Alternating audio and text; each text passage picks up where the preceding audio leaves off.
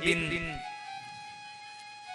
सुखदेव जी महाराज बताते हैं कि जन्म से अगर आप मुक्ति चाहते हो तो हरे नमः मंत्र का जप करिए। हरे नमः हरे नमः, शायद आपका कल्याण हो।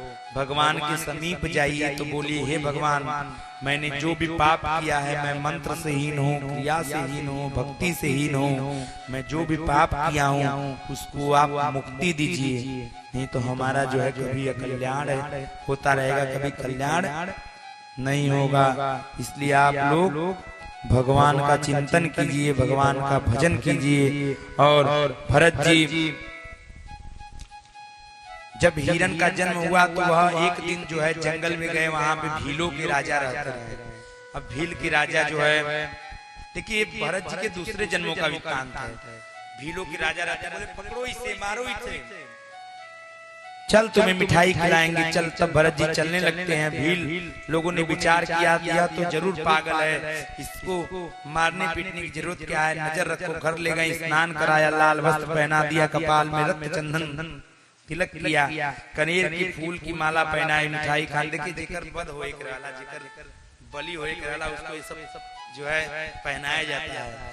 और समझिए जो ज्यादा जो है मक्खन मिश्री लगा रहा है अपने आप को, समझिए आपकी वध करने की तैयारी में वो है। जो कठोर रहता है उसके दिल में पाप नहीं रहता है, जो कड़ा रहता है, जो प्रेम से बोला, समझिए उसके दिल में पाप है जरूर। जो प्रेम से एकदम मिश्री माखन लगा रहा है वह उसके दिल में पाप जरूर है। हमारे भाई साहब हैं, इनको ही कुछ लेना रहता है, हमसे बड़ा प्रेम से बोलेंगे कि अरे जिसे हम उनके भगवान ही हैं। तो समझिए कि अगर आपसे कोई प्रेम से बोल रहा है, जो आपसे कभी प्रेम से बोला ना हो, अगर वह आपसे प्रेम से बोल रहा है, समझिए आपका बलि चढ़ाना चाहता है। वो जब तक आपको लेगा नहीं जान से आपको छोड़ेगा नहीं। बड़ी प्रेमी होते हैं। प्रेमी लोगों का क्या वो निशान रहता है, वह कुर्ता पैजामा पहनेंगे और तिलक लगाएंगे लंबा वाला, और बड़ी प्रेम से बोलेंगे एकदम, और प्रेम से बोल के आपको ठग लेंगे। आपको ऐसा ठगेंगे कि आप कभी जीवन में बच नहीं पाएंगे। बोलिए जय जय श्री राधे, जय श्री राधे। अब ये लोग ले गए। भरत जी धीरे धीरे मिठाई खाते, मरेगा तो शरीर मरेगा, मैं मरने वाला नहीं हूँ, मैं भगवान का अंश हूँ, मैं भगवान के चरणों में जानने वाला हूँ। अब मैं गाफिल नहीं हूँ, मैं सावधान हूँ। भील लोगों को आश्चर्य होता है, 2 घंटे के बाद यह मरने वाला है, फिर भी खा रहा है। भरत जी को भद्रकाली के मंदिर में ले गया, भद्रकाली के सम्मुख बैठने की आज्ञा दी, मस्तक नवाया। ये तो मेरी माँ है, माँ कभी बालक को नहीं मारती है, माँ से अधिक स्नेह रहता है। माँ जो है दूसरे को मारे तो माँ को सहन नहीं होता। बोलिए जय जय श्री राधे श्याम। बेटा कितना भी गलती किया रहे, अगर वह माँ के समीप चला जाता है तो माँ झगड़ा कर लेंगी उसका गलती बचाने के लिए। माँ कहेंगी नहीं, एकदम ही किया ही नहीं। ऐसी माँ होती है। माँ कितना जो है अपने आप को दर्द सह के मनुष्य को जीवन में अवतरित कराती हैं, पृथ्वी का भार बढ़ाने के लिए। हम लोग पृथ्वी का भार बढ़ा रहे हैं। पृथ्वी हम लोग से प्रसन्न नहीं है, क्योंकि हम लोग कोई पूजा पाठ जो है सही नहीं कर पाते हैं। हम लोग पृथ्वी पे अवतार नहीं लिए हैं भाई, अवतार जो है नहीं लेता। हम लोग पृथ्वी के भार बढ़ाने के लिए पैदा हुए हैं। जग में माई बिना के हुए, बोल दे अपने अपने माता पिता की, माँ की ममता है। जग में माई बिना के हुए, सहाय न होई, अरे सहाय न होई, के हो केतनो दुलारी, बाकी माई न होई, के हो केतनो दुलारी, बाकी माई न होई। जग में माई बिना के हुए,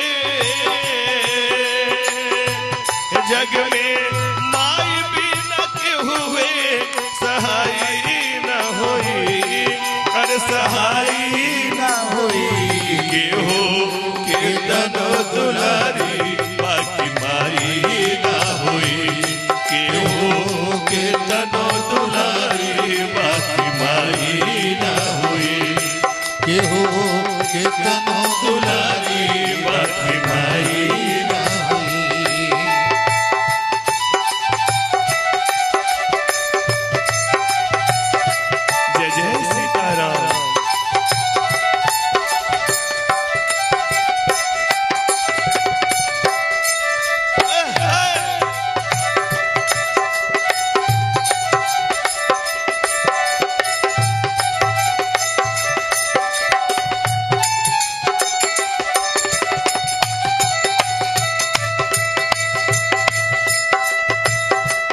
सुख दुख रतिया दिनवा सहली मुख से कबहू कुछ ना कहली सुख दुख रतिया दिनवा सहली मुख से कबहू कुछ ना कहली उनका आचरा से बढ़ के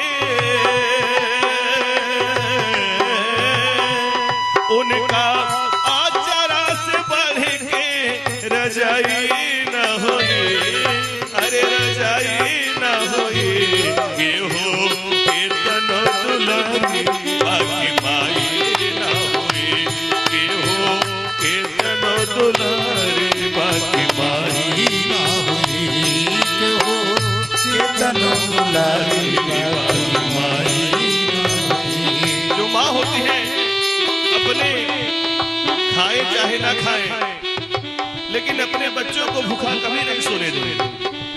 कैसे इस भजन में भाव है ए अपने सूखल पाकल खा के रखली सब कर धर्म बचा के अपने सूखल पाकल खा के रखली सब कर बचा के अपने सूखल पाकल खा के रखली सब कर धर्म बचा के अपने सूखल पाकल खा के रखली सब कर धर्म बचा के उनकर रोवा जे दुखाई उनकर रोवा जे दुखाई तब भलाई न होई अरे भलाई न होई के हो कीर्तन दुलारी बाकी माई न होई के हो कीर्तन दुलारी बाकी माई न होई के हो कीर्तन दुलारी बाकी माई न होई। कहा गया है कि माँ की दुआ कभी खाली नहीं जाती। अगर माँ बाप आशीर्वाद दे दिए अन्यथा वृथा कभी हो नहीं सकती। माँ की दुआ कभी खाली नहीं जाती। ये बात तो भगवान से भी टाली नहीं जाती। बर्तन माज कर 4 बच्चों को पाल लेती है माँ भले सरकारी नौकरी ना करे बर्तन माज कर 4 बच्चों को पाल लेती है माँ लेकिन वही माँ 4 बेटों से पाली नहीं जाती।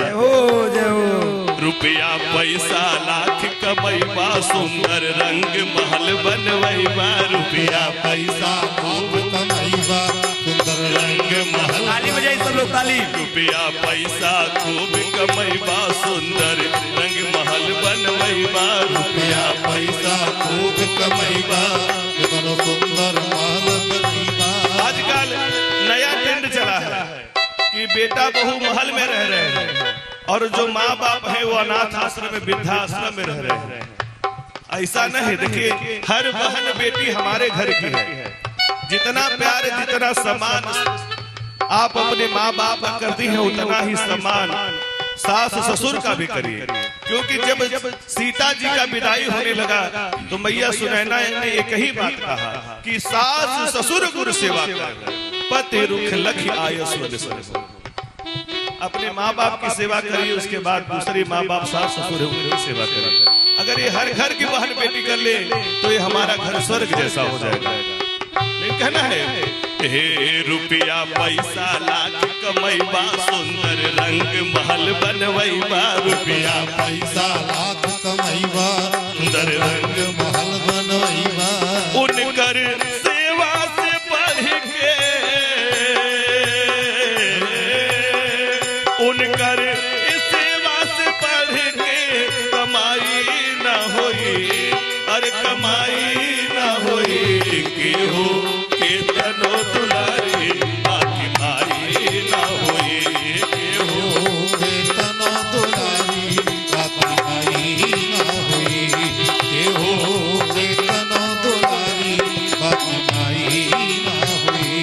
माई आखिर माई होली अमृत जैसन जेकर बोली माई आखिर माई होली अमृत जैसन जेकर होली। बेटा जो था उनकी पहली माँ मर गई दूसरी माँ आई। कुछ दिन बाद पिताजी बोले कि बेटा पहली माँ और अब की माँ में क्या अंतर है? आपको सेवा करती है ना दूध पानी खाना देती है। बेटा बोला कि पिताजी पहले वाली माँ मेरी जो थी वो झूठ बोलती थी लेकिन अब की जो माँ है वो सत्य बोलती है। बोले कैसे? कहें कि वो माँ कहती थी कि तुम गलत काम करोगे तो तुम्हें खाना पानी नहीं दूंगी, लेकिन जब खाने का समय होता तो सबसे पहले मुझे बुलाते थे। लेकिन आज की माँ है वो कहते हैं कि मैं तुम्हें खाना नहीं दूंगी, गलती करोगे तो खाना नहीं देंगे। अपने माँ में और दूसरे जो आई है माँ, सौतन माँ जो है, सौतेली माँ, उनमें यही अंतर है। कितना भी दुख सहले माँ बाप, लेकिन अपने बेटे को कितना भी कहीं से आ जाए गंदा काम करके कुछ भी करके आने का हर कोशिश माँ बाप करते हैं। यही शास्त्र कहता है कि माता को माता नहीं होती है, बेटा कितना हूँ नालायक हो जाए। लेकिन कहना है ए माई आखिर माई होले अमृत जैसन जेकर बोले माई, आखिर माई होली अमृत जैसन जेकर बोली, मीठी बोलिया से मिसरी, मीठी बोलिया से मिसरी मलाई न होई, अरे मलाई के हो के तनो दुलारी बाकी माई ना होई, के हो के तनो दुलारी बाकी माई ना होई, के हो के तनो दुलारी बाकी माई ना होई। जग में माई भी न के हुए, जग में माई भी न के हुए, सहाय न होई, के हो के तनो दुलारी बाकी माई ना होई, के हो के तनो दुलारी बाकी माई ना होई, के हो के तनो दुलारी बाकी माई ना होई।